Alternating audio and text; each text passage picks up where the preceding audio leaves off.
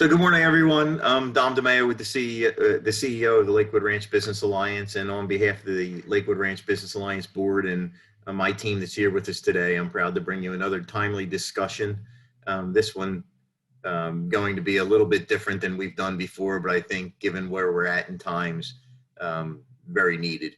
So we have with us this morning, and I want to welcome our guest, Nick Drizos, President with Horizon Wealth Advisors, Amanda Parrish, Director of Business and Marketing with Fawley, Bryant Architecture, Amy Towery, Vice President of Development with the Meals on Wheels Plus, Brittany Girton, our Chair of the Community Engagement Committee, and also, more importantly, I guess, Communications and Content Manager over at Visit Sarasota, and our moderator, who has always helped us with these events, Alicia Chalmers, the Manager of Donor Engagement with Manatee Community Foundation. As usual, I want to take just a moment to thank our Lakewood Ranch Business Alliance annual sponsors, definitely our president and executive level sponsors, because they do and support us every day, every week, every month. And this year it's been probably more important than any other year. And we're going to have that discussion today.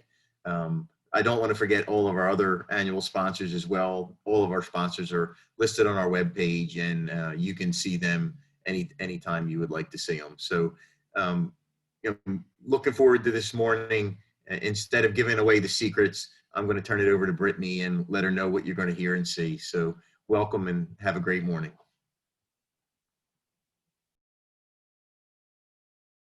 Good morning, everybody. Thank you for spending your Friday with us. We hope that you find this program very valuable.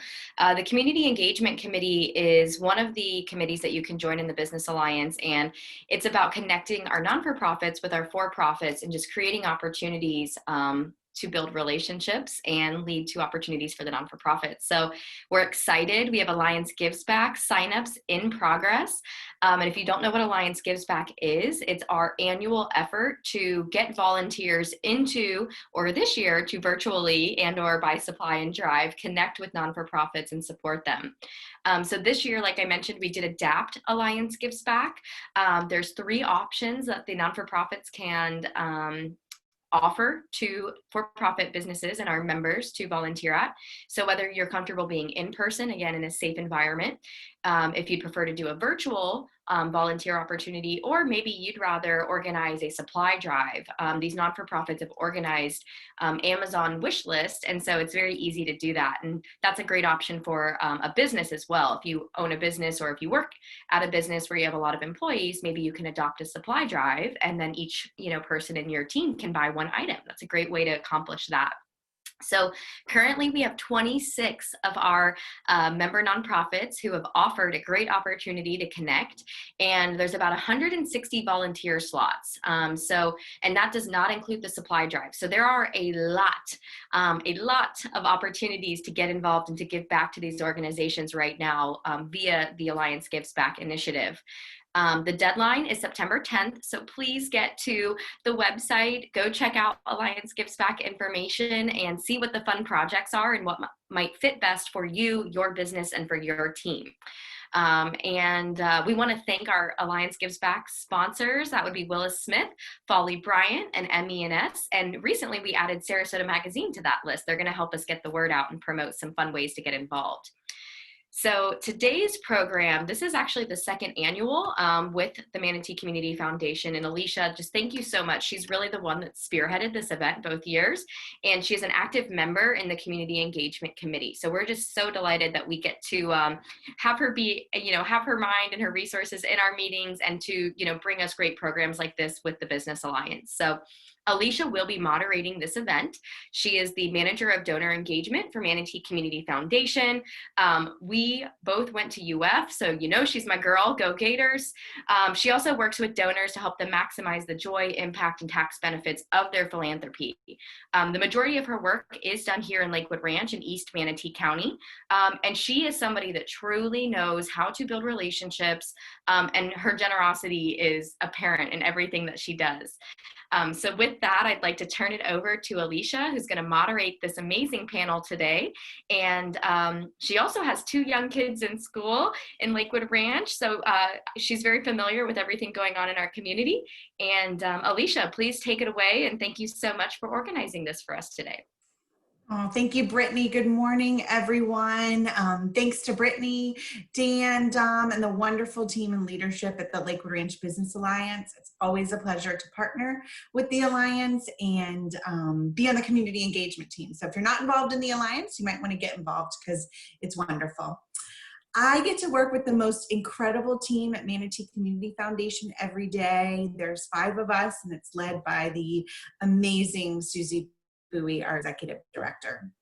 Since 1998, the Manatee Community Foundation has been the trusted partner of charitable individuals and families. We partner to strengthen and enhance our community through education and service now and forever. Every day we work with individuals, families, organizations, and businesses who want to make a difference in the lives of others through their impactful generosity. Most of our work at Manatee Community Foundation is through cultivating relationships.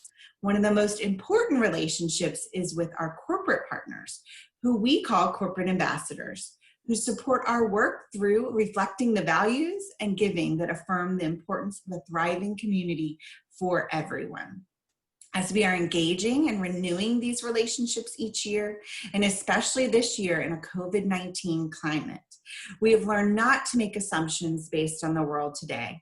We are strategic with our corporate ambassadors and want to make it a win-win for all of us and encourage them to make their own decisions. Today, we will hear from an all-star lineup of nonprofit and corporate leaders and how they use their best practices to cultivate and create successful corporate nonprofit sponsorships and partnerships. Each of these superstar panelists have wisdom and experience to offer. So let's get started with some brief introductions and we'll go right into the questions. Amanda Parrish is the Director of Business and Marketing for Fawley, Bryant Architecture. She's a designer of culture and an overseer of operations and a conduit for communication. With 10 years in the marketing industry, Amanda mixes creativity with data to align Fawley Bryant's brand position and business strategy. Amanda currently serves on the Lakewood Ranch Business Alliance Board and Executive Committee. She attended Spring Arbor University on a basketball scholarship where she achieved her degree in advertising and public relations with a minor in professional writing. She graduates in October with a master's in organizational leadership from Jacksonville University and lives in Bradenton with her husband and 2 young daughters. Amy Towery is the Vice President of Development for Meals on Wheels Plus. A 2001 graduate of the University of Utah, Amy received her certificate in fundraising management from the Center on Philanthropy at Indiana University. She also graduated with a master's degree in nonprofit administration from North Park University. With a focus on annual, plan to give, major gift, capital, and endowment campaign initiatives, Amy has helped various organizations achieve their fundraising goals and raising millions to advance their respective missions. Nick Drizos is the founder and president of Horizon Wealth Advisors since 2008. He has more than 20 years of trust and financial management experience. Nick is a graduate of Bentley University and is active in the community. He serves on the board of directors for the Manatee Community Foundation, the Lakewood Ranch Community Fund, the Southwest Florida Planned Giving Council, the Sarasota Manatee Association for Writing Therapy, and is a founding member of the Lakewood Ranch Elks Club. Nick lives in Lakewood Ranch with his wife Denise and his 2 children. So for all of them, they talk the talk and walk the walk in this world. So let's get started with the questions. Amy, the first one is going to be for you. Talk about 1 to 2 of the most successful long-term corporate sponsorships you've developed within your organization. How are they structured and why are they such a good fit? Sure. Well, thank you for having me on the panel this morning. I'm so glad to be here with you. I think as nonprofit professionals, for any gift we receive, we always need to be looking at how a gift with any individual or company aligns with the core of who we are as an organization and also aligns with our mission. So our corporate sponsorships really are no different.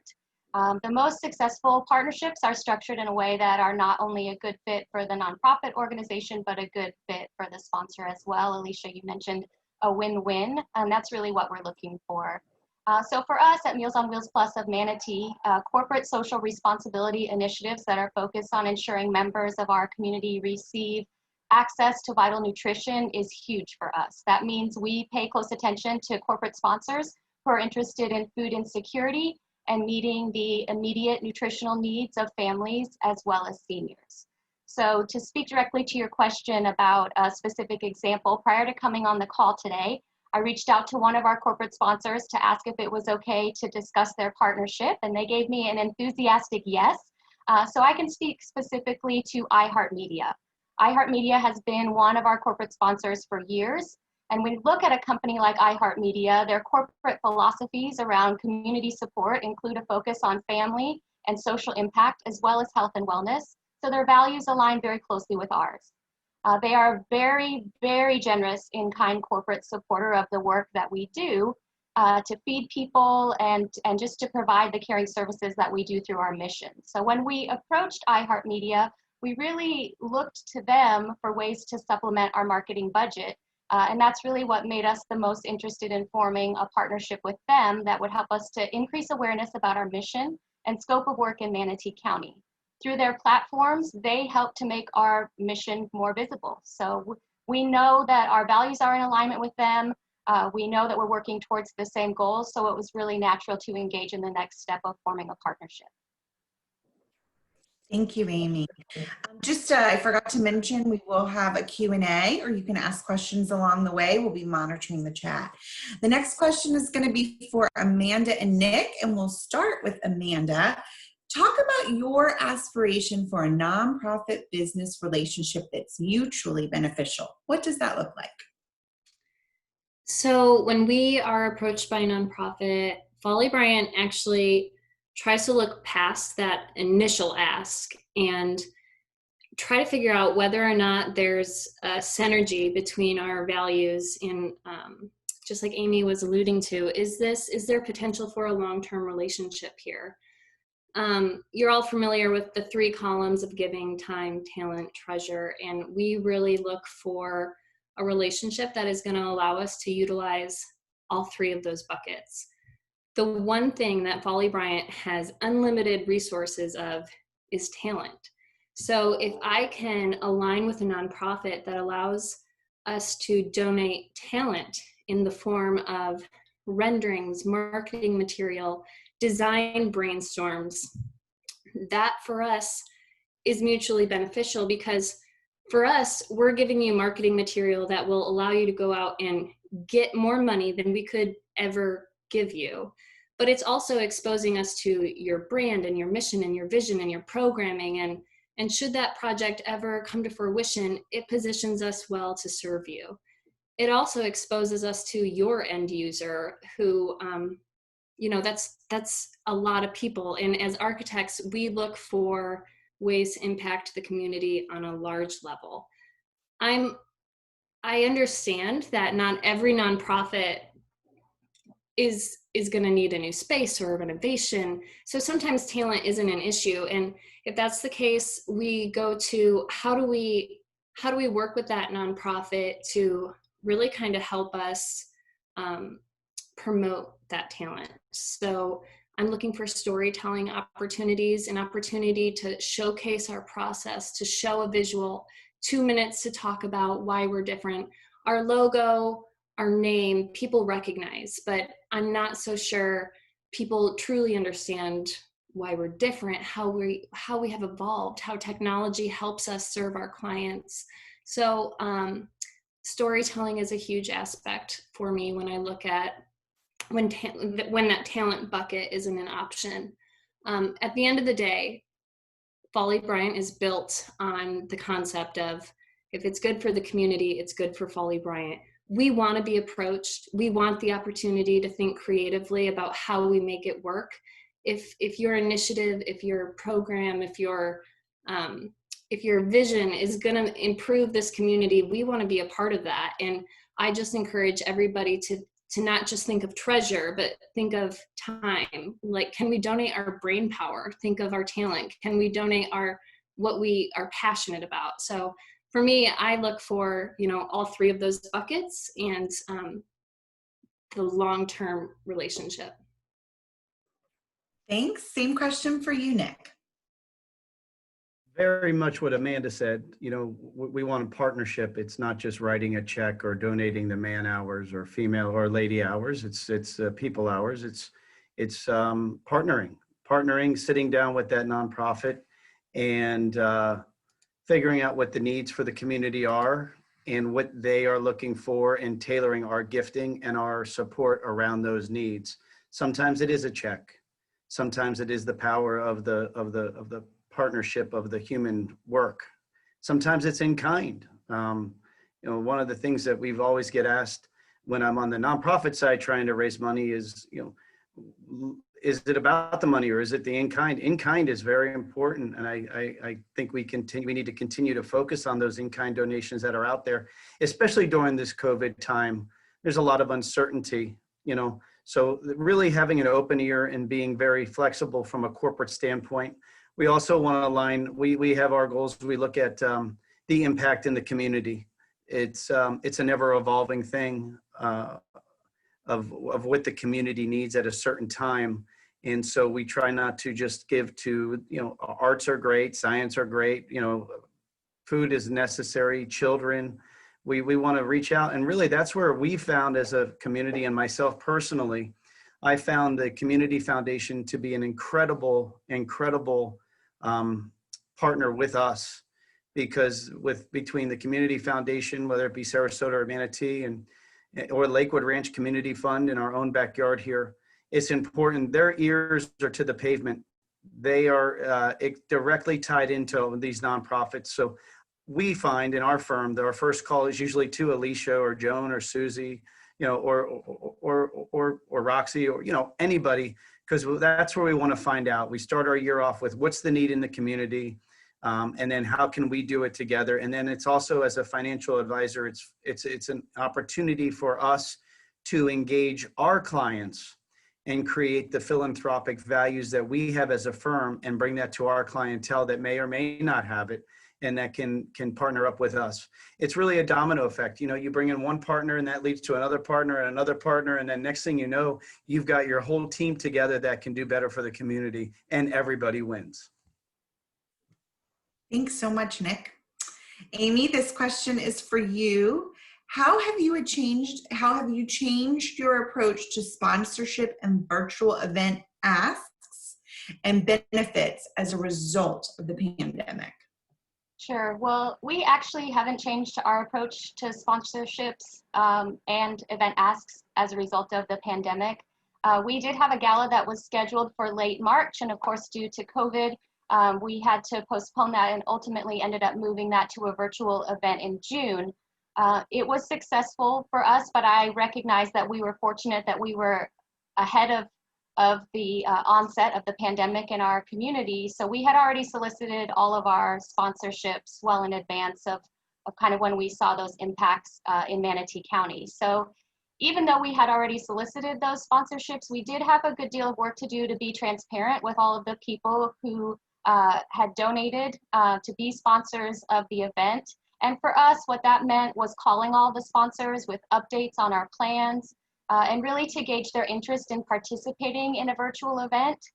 I don't know about you all, but prior to COVID-19, I think I maybe have been to like one virtual event 7 years ago, and now they're everywhere because it's really the only method that we have to use right now. So we weren't sure if people would participate, and for fundraising events, the sponsorships absolutely are a critical part heading into the event, but the things that happen in the room the night of a fundraising event are also very important. There's a lot of fundraising that happens through paddle raises and live auctions and things like that. So we wanted to make sure that we were very clear with all of our sponsors up front who'd already made a financial contribution. We wanted to make sure that they would be interested in participating virtually. And I think really, virtual events are going to become the norm for a while. So In the nonprofit sector, we really have to be thinking more broadly about the exposure and the benefits that we can offer, to our sponsors that will take the place of the things that we used to do in the ballroom. Thank you so much, Amy. So next for Amanda and Nick, and we'll start with Nick this time. How has COVID-19 changed your approach to decision-making sponsorships? Well, yes, there's no more real events that are in town, but we really, at our firm, we don't give the sponsorship and support to attend an event.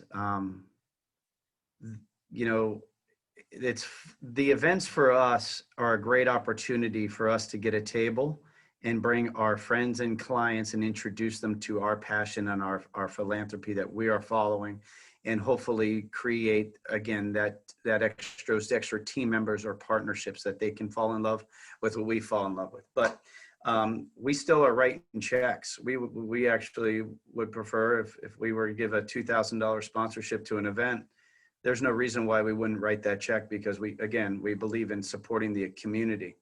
The other things as a community corporate entity that we do in town is we are working with our nonprofits, and I like to be social on the social media. I like to remind everybody out there that now is the time that these wonderful partners in the corporate world that have been so good to these nonprofits, it's time for us to really continue to visit them, continue to support them.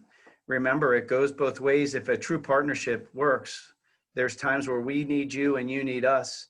And I believe a lot of these corporations out there, definitely in the beginning of this pandemic or this COVID, really the restaurants. I mean, we'll use that industry as an example. They got hit very hard. They were always the first ones to step up and give us gift certificates and host our events and give us discounts. These are the ones where I was talking to my friends and saying, hey, go out and buy a $250 gift card for that. Even if you use it later, give them the money now, you can use it later. This is the time that we need to support each other. This COVID, I think, has brought us as a community even more together with nonprofit and corporate America, because we are seeing that. And it's a beautiful thing. I think what it does is it puts that exclamation point on partnership. And that's really what it boils down to. I commend everybody out there. These nonprofits are, through PPP, there's been a lot of uncertainty, a lot of stress. I've seen some very great corporate in helping. There's a lot of small nonprofits out there that don't have the technology or the expertise to apply for some of these loans that were out there. And I've seen some wonderful professionals in this community help out and align themselves in that capacity to get them some much needed funds from the government to carry them through this. Now, that's just as good as writing a check from themselves, so that's that in kind again. So, it's been a tricky situation, but from what I've seen on the corporate level, they're still giving where they can. And it doesn't, I don't believe, and Amy, I'm glad you said what you said, because I don't believe losing the events has lost the opportunity to continue to raise funds. If your heart's in it and you're doing it, you're still going to write the checks if you're able to. So I think what, Nick said is correct. We're giving where we can. And in full transparency, COVID-19, it has limited Fawley Bryant's financial capacity to say yes as much as we have in the past. That there's just no way around that. It's been an interesting year, and planning for the future is different than it has been. So for us, our response to that has been to look for more immediate, more meaningful opportunities to give back. And so the CVB is hosting a water bottle drive. We rent a truck, we get 2 pallets of water, and we deliver water. Same thing for Turning Points, Hope Family Services with their back to school drive. Is it a $5,000 check? No. Do I wish I could do that? Yes. But is it giving and is it fulfilling an immediate need? Yes. So for us right now, we have kind of shifted our approach to how do we help the current need, the most emergency thing that these nonprofits are dealing with. Nonprofit staff members are working really hard right now. So Is it donating gift cards to an organization so that they can put on a staff appreciation event? Sure, we're happy to help. Is it a $3,000 check? No, but so for us, we have had to think creative. We've had to have constant communication with our nonprofit partners, our friends, community members to figure out how does Fawley Bryant help fill the gaps during this time where we're able, while still being responsible to our own business as well. So it's just a balancing act, quite honestly. And again, just encourage everyone to think outside of the box of those traditional sponsorships. And, what's something that's been on your to-do list for 5 years that's just kind of little and annoying, like get it out, like put it up as an option, because some of those smaller things might be more appealing to organizations at this point in time. That's a good point, Amanda. I'll even take that as our team is sitting here, whether it's the nonprofit, the corporate, or even the donor. In the beginning of this, we had a double whammy or a triple. We had a big whammy. We had a stock market that fell off considerably in the early part of this COVID. And that got a lot of our donors scared, and a lot of our clients and everybody. If you had money out there in savings, there was a lot of fear. I think the fear has subsided thanks to some Federal Reserve movements out there, but caution is still there. Caution's still there. We have an election year coming up. We're in a very tricky time right now, just because of the unknown. People don't like the unknown. So again, piggybacking what Amanda says is it's time for the nonprofits to think outside the box as well. I mean, and approach those donors with certain, just really, this is the time. It's kind of like in my industry when the market's volatile. If you're not calling your clients, somebody is. When you have a volatile time in this economy, in this market, or with the COVID, and you're not speaking to your donors, someone else is, or they're not hearing you. This is the time to let your needs known, put them clear. And Amy, you said something very important too. I think sitting on the trust side of the banking world and nonprofit, the worst thing you can do when we were running a charitable fund at my bank was have a donor, or even Alicia, you can understand this from the community foundation, is have a donor with all the right heart coming in and saying, let's say I have $1 million. This is a true example. I have $1 million to fund a nonprofit for this program. Well, it was great. But the problem is it would have cost a lot more for that program to maintain it through the years. You never want to say no to $1 million. So create that menu, if you will, of needs to be able to remember how you have when you do a fundraising event and you say you can underwrite this, you can underwrite that, you can underwrite the valet, you can do the water.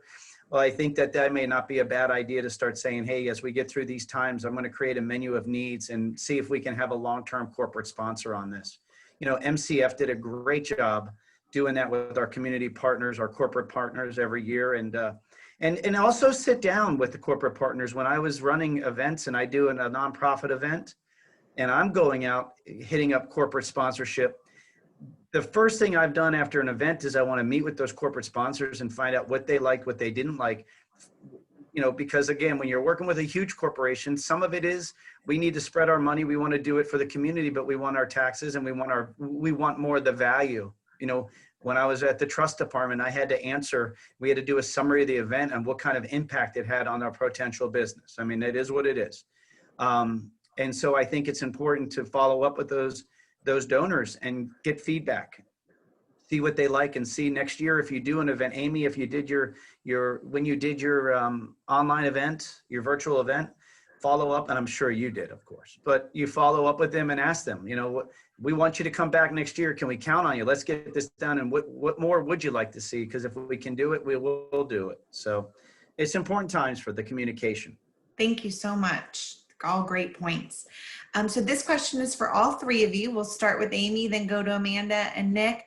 What is a good way to start a relationship initially now with almost everyone and everything digital? So Amy? Yeah, I think this is where we look at that famous slogan from Nike and we just do it. We send the email, we make the call, we set up the Zoom, we FaceTime prospects. I mean, in May, I was thinking this is going to be over in a couple of months, and now here we are a couple of months later, and while we're seeing encouraging trends, we aren't out of the woods. So my advice is to not delay.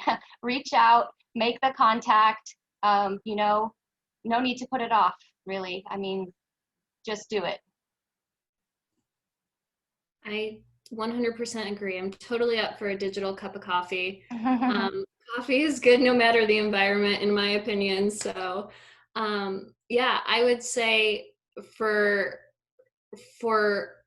Fawley Bryant, I guess specifically, a lot of us are digital natives anyway, and that's where we work. That's how we've always kind of operated. So, this transition to a very digital communication, I feel lucky in that it's been pretty seamless for us. So don't delay. I mean, we are totally open to digital communication, have been and will continue to be. So I would say the best way to start a relationship is to reach out, say hi. And, you know, another thing I always appreciate is when somebody actually just wants to say hi the first time they meet me and they're not automatically jumping into their sponsorship levels. To me, the best relationships are created when there's no agenda. And it is a conversation about you as a person and your organization and why you choose to work there, why you're passionate about it. You know, forge that relationship personally before you start diving into, you know, a potential partnership.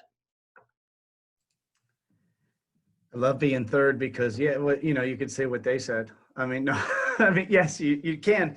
I'd like to add to that. Fantastic points, but truthfully, you know, I on my email, I have a tagline, there's no better honor than a referral from a friend or a family member. You know, when you get to that point, I think that cold calling is always could be part of it, and you've got to be the hunter gatherer, if you will, and go out there. But you've got a great donor base. This is the time to ask for those introductions to the friends. As we're sitting here and I'm watching this, and we kind of joked about the Jeopardy in the beginning, and we've all done probably we're not sick of Zoom yet, I'm sure, but we've done our fair amount of Zoom calls as a community. But it reminds me of one of the groups I'm friends with that we're all out of town, and we did a Zoom call and we kind of created, there's an app that you can create your own questions, like a Jeopardy. And that might be a great event that you can sign up and maybe, you know, maybe you create, I'd have to figure out the app. I forget, my wife handles the technology in my house, but, you know, you can get a call like this and you can, let's just say it's Meals on Wheels. You can create a needs, you know, lunch and learn or coffee and learn, and you create this app and you send out these people and they all sign on to your app on the phone and they can answer it on Zoom. There's a way to do it where you share your screen as the leader, and it's what a great way to make it fun and have them learn about it in a more competitive, fun way. You can answer if anyone knows, feel free to chime in at some point through a message, but it's that app where it's timed and you pick the answer. And if you get it, you know, the points that, you know, deduct as you take time to answer it. But super more fun things we can do on this. And again, I think it's time to really hit up those donors that you have and ask for those warm calls. Great time to do that. Yeah, and I'll also just add, I think it's appropriate to ask people's comfort level. You know, there are all sorts of comfort levels when it comes to the current situation we're in. And if you're comfortable, you know, meeting in person, you know, staying 6 feet apart, but meeting in person, you know, ask if that person is also on your same comfort level or is Zoom. So I think really it's just about offering, hey, how are you comfortable meeting? I'd love to just chat with you. Happy to meet in person if that's something you're comfortable with. You know, just being totally upfront and honest. And so there's not that awkward, like, oh gosh, like, how should we do this moment? Just be honest about it and ask what that person's comfort level is in meeting. Thank you so much. So Amy, this one is for you, and this kind of relates to something Nick already said and some stuff in the chat. Is talk about in-kind versus financial support. Do you value them the same? Yes. So it sounds like the question is, do you like in-kind support? Do you like financial support? And yes, yes, yes, we love both. In-kind support is really when people donate stuff, right? They can give cash, checks, monetary support, or they can donate in kind, which is services or stuff. So for us at Meals on Wheels Plus, in-kind donations look like canned food drives. They look like, marketing support, like I mentioned earlier from iHeartMedia. So we love having both. We value both the same. They both help to offset the work that we are doing and the costs associated with that work. So I think one thing that we've talked about a few times, and I've heard several different people mention the word structure. If you don't have a defined sponsorship program, I would suggest you put some definition around what your sponsorship levels are and what sponsors will receive at those levels, just so that you can make sure that what you're offering is consistent and is fair. Because you want to make sure that the recognition that you're giving to companies is in alignment, kind of makes sense with what they've offered. So a lot of times in fundraising we talk about, is the recognition of a donor appropriate for the level of their gift? So you want to kind of make those same evaluations when you structure a sponsorship program, and make sure that you have that outlined. I had a meeting actually in February with a corporate sponsor to go through the sponsorship opportunities that we had, and I handed them a piece of paper that outlined the structure of our sponsorship program, and they said, wow, I can't believe you have this. We've met with a lot of people and they don't offer this. So I would suggest, that would be a suggestion that I have, is really just to document what it is that you're offering, and what the benefits and the value is to the corporate sponsors, because that's really, they are looking at that. They are looking at what the value is in it for them. Thanks, Amy. So over to Nick and Amanda. We'll start with Nick. What would make a sponsorship of a virtual event appealing to you today? The needs of the nonprofit. I think I'm going to stand by my original statement that we don't give for events. We give directly because we are passionate and our focus on what we want to do in the community, and that's how we decide where we give our funds. I can tell you, we truly don't give it in the aspect that we want to look for business out of it. If business comes, great. We do it because we found the passion and the need in the community, and if it aligns with our values, then we're going to sponsor it in one way, shape of another, no matter if it's virtual. Just could be a plea, hey, we need $300 or $1,000 for this. If reach out. This is why. So I've read that, I was thinking about how we would answer that, but I just, the simple answer is if you need it, we're here for you. One way, and it could be in kind or not. It doesn't matter whether it's Zoom or it's, the Grove. So. For me, when I think about the sponsorship of a virtual event, I think about the quality of that virtual event. Just like any in-person event, we've all been on the Zoom calls where there's 25 people trying to talk over each other. And that doesn't really accomplish much, in my opinion. I want to know that virtual event is being hosted in a professional way. It's well organized. There's a moderator who is intelligent on the topic. They're experienced in running digital communication. Communicating digitally is different than communicating in person. So knowing that event is going to be managed properly fills me with happiness. In addition, I start to think about, what is there, what's the business reason for this? And for me, I think about follow-up. I am interested in the people in that Zoom meeting, and you know, a lot of Zoom calls, they do a follow-up survey. Maybe there's a question about, you know, are you interested in talking to our sponsor? Or like, if somebody, one person out of all 5 Zoom events that I sponsor says yes, that's a great lead for me.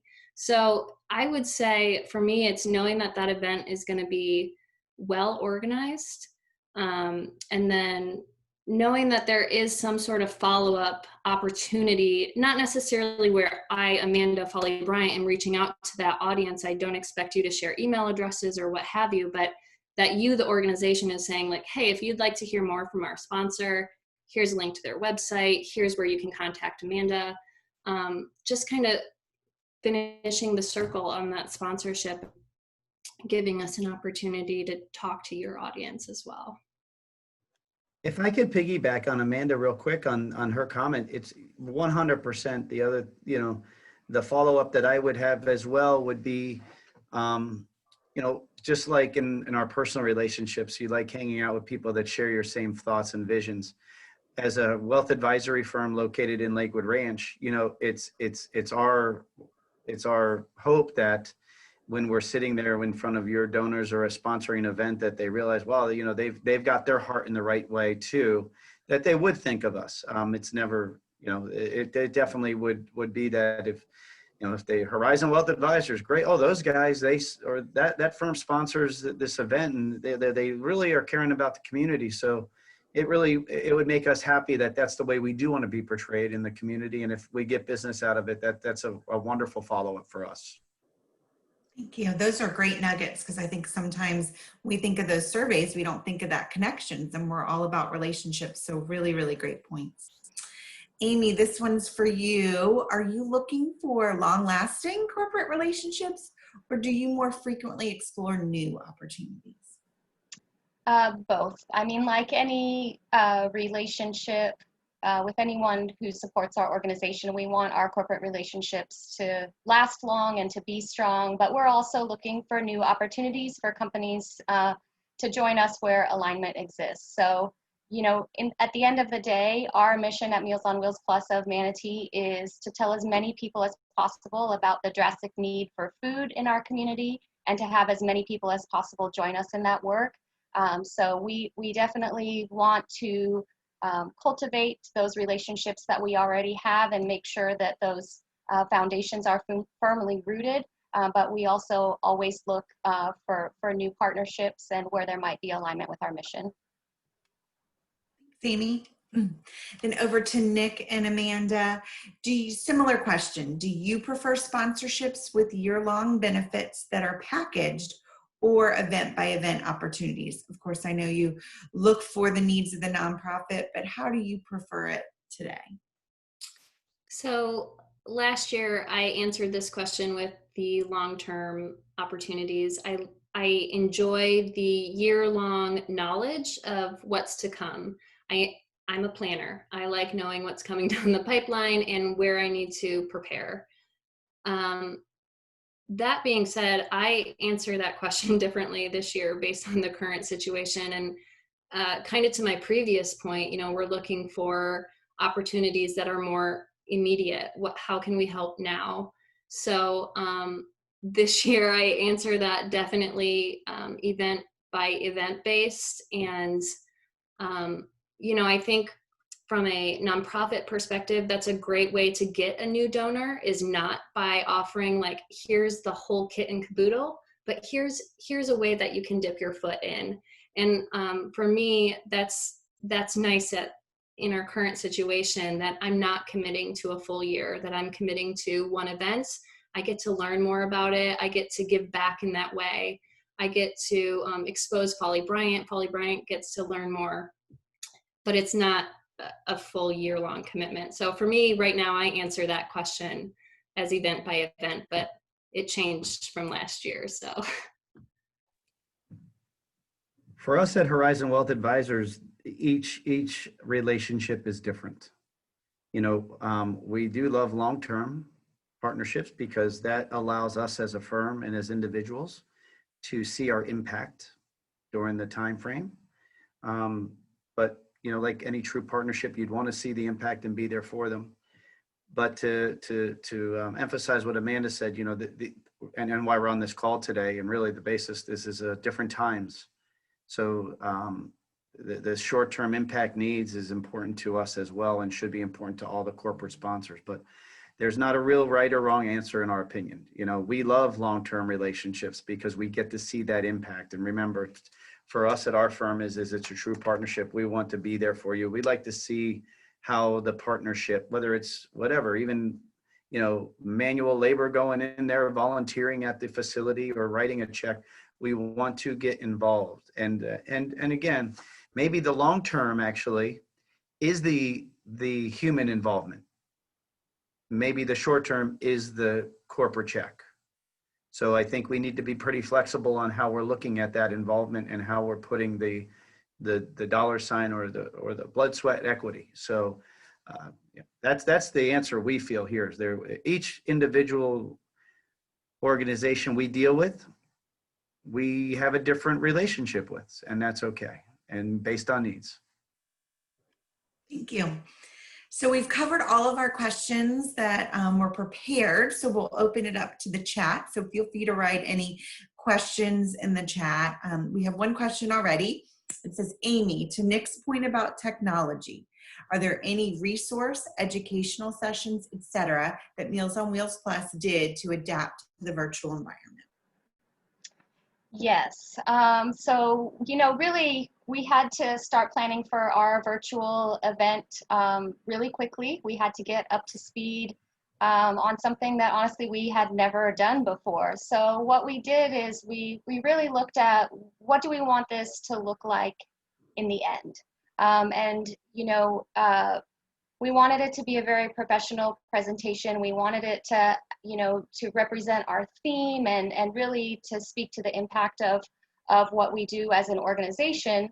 But we also needed a platform that would allow us to still have an online auction, to be able to have a live auction. And so we did a lot of research. We already had a contract with BidPal and OneCause to use as our technology platform.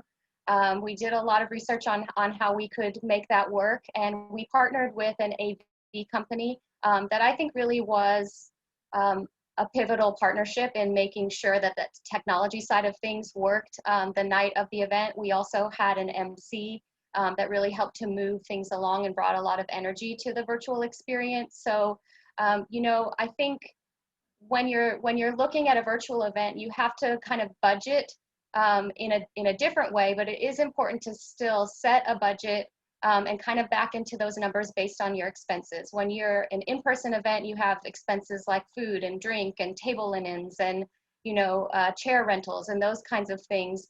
But I would just really suggest you put a lot of effort into budgeting and really looking at fully what you will need for technology to make a virtual event work. And I think probably the biggest takeaway for us after having a virtual event is I think I mistakenly assumed that people would be able to access a hyperlink to our online event with no problem. So you really have to figure out a way to communicate how people will participate in a way that is very, very, very simple. Because to me, it made perfect sense that you click a link and then you're in the event. But we did have, you know, a few people who had problems accessing that. So, you know, make sure that you think through it and maybe even have people who don't have as much experience using technology kind of test drive the instructions that you lay out for the event to make sure that you have that really fine-tuned. Because in the end, if people can't participate because they don't know how to work the technology, obviously that's a block to the whole reason why you're having the virtual event. Thanks. Another question to piggyback on that, Amy, is did you put the link on your Facebook page and have others share the live link?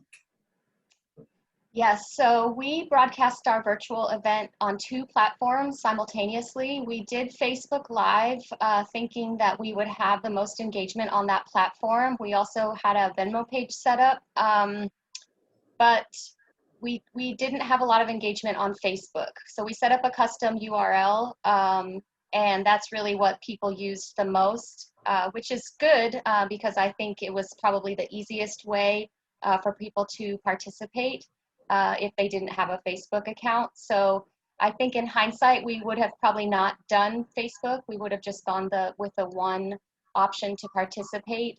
But, you know, that's kind of just one of the lessons that we learned from it. Thanks. I can say from personal experience that Manatee Community Foundation, we host Breakfast Club where we virtually tour nonprofits, and we've done 4. And that piece that Amy said, you have someone running the tech, like Dan is doing today, as we see in the chat, someone really running the tech on the backside. Hannah's our queen of that on the on our team. And then we do a run through the day before just to make sure that the nonprofits tech is working on their side. So it can really run flawlessly because we're all getting a little Zoom fatigue, having it work as flawlessly as possible is helpful. So I don't see any other questions in the chat. So in case anyone has any, maybe if any of our panelists have any other pearls of wisdom that they didn't get to share, now would be a great time. I think I would say don't give up on face-to-face. You know, like Amanda said, we're going to get through this. Don't give up on face-to-face. There's a lot of people out there that are very comfortable. I found in my industry as well, when we meet our clients, we've offered Zoom, we offer face-to-face, and we'll wear our masks. And I will tell you, the majority of my clients want face-to-face. And if they're my clients and they're your donors, they're comfortable face-to-face, taking precautions.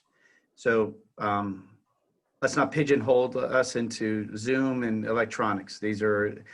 I look at this as an incredible opportunity. We've all talked about, in every nonprofit, we talk about millennials. We talk about younger generation and how we engage them. And I think this is how they want to be engaged.